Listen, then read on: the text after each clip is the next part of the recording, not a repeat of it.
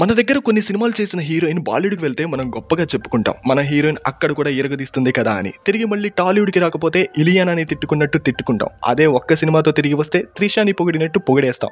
కానీ బాలీవుడ్కి వెళ్ళిన మన హీరోయిన్ పొగిడే ఛాన్స్ రావడం లేదు. ఎందుకంటే మన వాళ్ళకి అక్కడ సక్సెసే రాలేదు కాబట్టి. ఎగ్జాంపుల్ కొన్ని పేర్లు కొన్ని మూవీస్ చూస్తే వార్ 2తో తారక్ బాలీవుడ్కి వెళ్ళాడు. మూవీ రిజల్ట్ ఎలాగున్నా ఎన్టీఆర్ క్యారెక్టర్ని డిజైన్ చేసిన స్టైల్, ఆ రోల్కి ఇచ్చిన ఇంపార్టెన్స్ చూసుకుంటే అసలు ఎందుకు చేశాడు మనోడు ఆ మూవీని, ట్రోల్ అవ్వడానికి వెళ్ళినట్టున్నాడు అని ఖచ్చితంగా అనిపిస్తుంది. Movie high budget and cost and crew setup అన్ని బాగానే ఉన్నా ఎన్టీఆర్ని చూపించే విధానంలో ఫ్యాన్స్ డిసప్పాయింట్ గా ఉన్నారు. ఇక రామ్ చరణ్ కూడా ఈ మిస్టేక్ చేశాడు.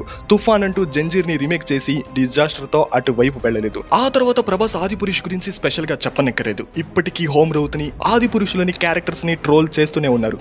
వీళ్లే కాకుండా బెల్లంకొండ సాయి శ్రీనివాస్ ఇక్కడ బ్లాక్ బస్టర్ అయిన ఛత్రపతిని బాలీవుడ్ కు తీసుకుని వెళ్లి ఘోరమైన డిజాస్టర్ తో గట్టి దెబ్బ పడింది. ఇక సీనియర్ హీరో నాగ్మామ శివ సూపర్ హిట్ తర్వాత ద్రోహి అనే స్ట్రైట్ బాలీవుడ్ మూవీ చేశారు. అది ఎంత పెద్ద డిజాస్టర్ అంటే కొన్ని సంవత్సరాల దాకా బాలీవుడ్కే వెళ్ళలేదు. కానీ రీసెంట్ గా బ్రహ్మాస్త్రాలో ఒక స్పెషల్ క్యారెక్టర్ చేశారు.